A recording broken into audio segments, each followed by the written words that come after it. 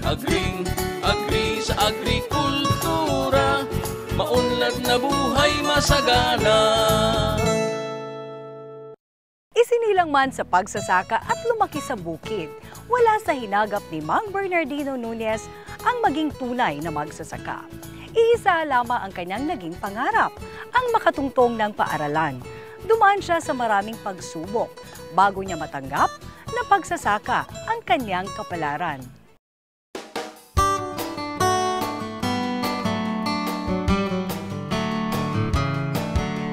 Magkapag-aral, yan ang walang hanggang pangarap ni Mang Bernardino.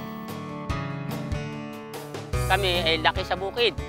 Na kami naman po, kahit na lang kami 13 magkakapatid, meron po kami sinasakan 14 na hektarya ang akin. Pero sa dala ng kahirapan, hindi po kami napag-aral, kaya wala akong kahilig-hilig sa bukid. Nung ako po magkaroon lang ng hilig sa bukid, nung ako'y magkaasawa na, ang aking pong napangasawa, siya ay solong anak, na kahit na po siya ay babae, siya nakita ko'y nagsasaka. Bagamat sa lahat sa formal na edukasyon, tiniyak ni Mang Bernardino na magkakamit siya ng kaalaman sa pagsasaka. Sa sandaling matanggap niya sa sarili na ito ang daigdig para sa kanya. Kahit saang pa-training ako'y umaatid. Kaya sabi ko nga, unti-unti kung hindi man ako nakapag-aral, baka dito ko matuklasan yung aking hinahanap. Nagpatuloy siya sa pagpapalay, subalit hindi pa rin ito nakasapat sa inaasahan niya. Sumubok siyang magtanim ng isang latang buto ng ampalaya, subalit isang bagyo ang pumalis sa mga pananim niya. Sa ika-6 niyang pamimitas ng ampalaya, tinamaan niya ang jackpot. Ang ilang lata ng butong ipinunla niya ay naghatid sa kanya na mahigit 40,000 kita. Natuwa po ako. Opo. Sabi ko, siguro talagang umpisa na para magising ako sa katotohanan na talagang hindi ko ikaw ay hindi nakapag-aral. Ituon mo rin yung kung saan yung nandoon ka. Ibinuhos na ni Mang Bernardino ang panahon at pagsisikap sa pagsasaka. Nagpatuloy siya sa pagsunod sa mga bagong kalakaran sa agrikultura. Kung noon ay heavy user siya ng chemicals sa kanyang pagtatanim, ngayon nag-organic na siya. Nung ako matuto sa paggugulay, miski sa pagsasaka, talagang in-interest ko ang kumita ng marami, kaya ako naging user ako ng chemicals.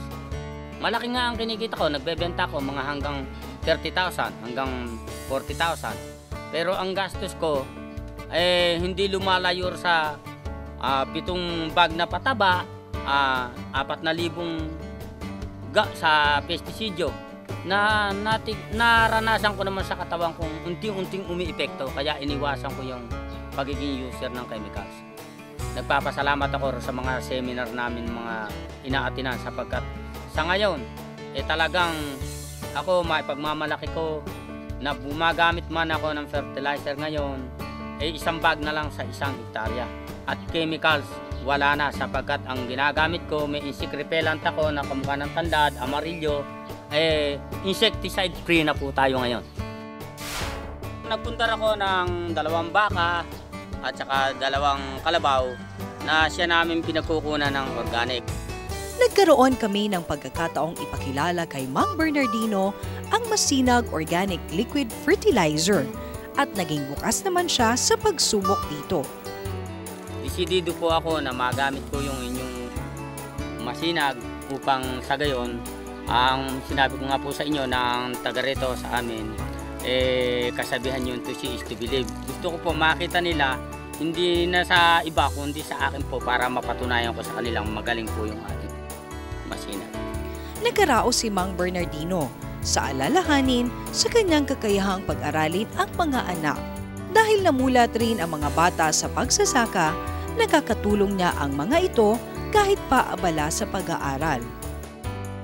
Ang akin pong mga anak, kung nga po sila laki rito sa bukid, nakikita nila yung pinaghihirapan namin mag-asawa, na sila naman po kahit na nag-aaral, pagka po Sabado at Linggo, nanggaling sila sa Manila, sila po talagang alang kainitan ng araw na sila talagang lumulusong. Kung kami humaharvest, katulong namin silang mga nagsisipag-handle ng mga aming ititinda na yun.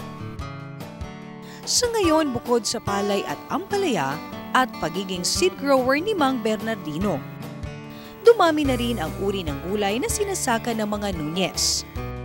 Dito tayo sa aming sitawan. Dati ang nakatanim dito, sili, kamatis, tsaka upo. 3 klase. Si Bernardino Jr. ay malawak na ang nalalaman tungkol sa pagsasaka at masasabing tumate yung tagapagmana ng ama sa larangang ito. Kailangan ng sipag din talaga. Lalo ngayon, sobra init. Kailangan asikasuhin mabuti. Tsaka kailangan yung pagka kunyari natamnanan nila ng ibang gulay, pwede nilang sitawin o kahit anong gulay pa. Basta kailangan hindi na yung kagaya nung naunang itinanim para gumanda siya. Kailangan kasi napapahinga din yung lupa para yung asim niya nawawala. Pagka kasi pinagsabay-sabay mo, susunod na tanim ang alakan ng tataniman na basal. Para kay Junior, maganda ang ibinunga ng kanilang paggugulayan. Kaya lang kami kumikita ngayon sa palay, kung seed grower si tatay, naibebenta namin ng mas mataas yung inaani namin na palay. Yung kikitain mo sa gulay ng yung sa 3,000 square meter, hindi mo kikitain sa 1 hektarya na palay. Dahil lumalawak na ang pagsasaka ng mga Nunez, pati si Mrs. Nunez involved na rin sa mga gawain sa bukid, lalo na sa pagpo-poultry. May mga alagang manok at bibe sa kanilang farm. Nakatoka ako pagpapakain, paglalagay ng inumin para madali silang umitlog at magkaroon sila ng sisiw. Ang pangarap ni Mang Bernardino na makapagtuntong ng paaralan ay hindi naglalaho. Subalit ito ay nadagdagan pa. Hindi para sa kanyang sarili, kundi para sa kapwa. Bahagi ng pangarap na ito ay natutupad na.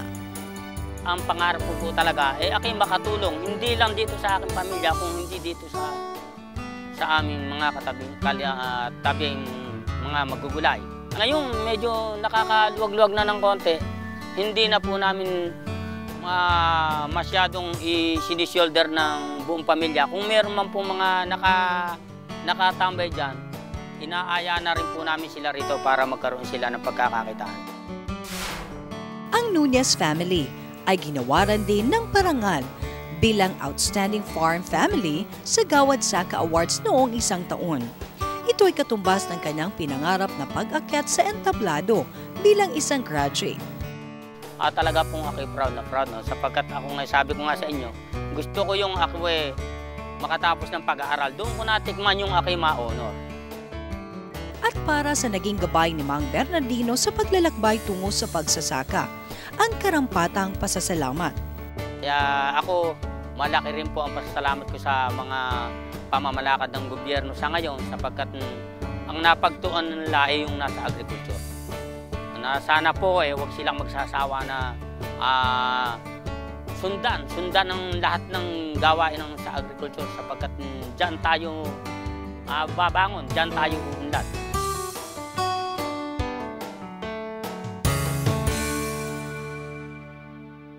Ang pagpupunyagi ay palaging may katapat na gantimpala. Mahaba-haba man ang dilakbay sa buhay ni Mang Bernardino, masasabi nating nakarating na siya sa kanyang pupuntahan. Narito ang pinakauling balita sa larangan ng pagsasaka.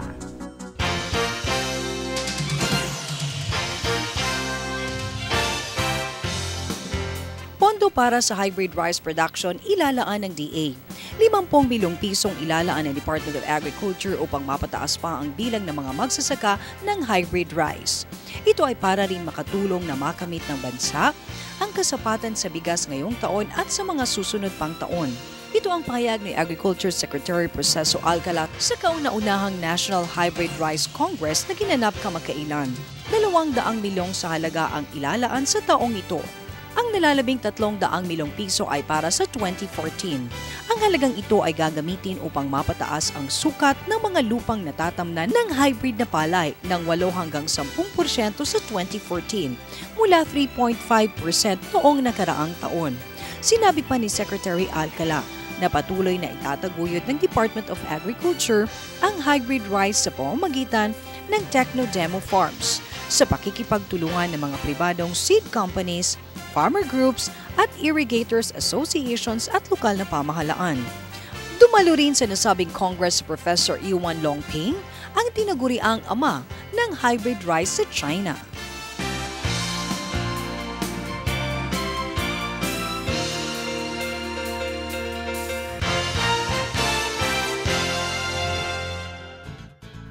Diyan nagtatapos ang isa na namang episode ng programang ito dito sa PTV4, ang telebisyon ng bayan. Hanggang sa susunod na Sabado, ako po si Nina Taduran, dito pa rin sa Agrikultura etc. Agrikultura ang susi sa kaunlaran. Agrikultura masaganang pamayanan. Agrikultura ang kabalikat ng bayan para sa ating kabuhayan. Agri sa agrikultura, may kinabukasan kay ganda. Agri sa agrikultura, maunlad na buhay masagana.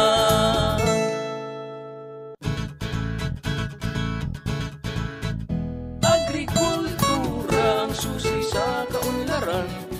Agrikultura masaganang pamayanan. Agrikultura ang kabalikat ng bayan para sa ating kabuhayan.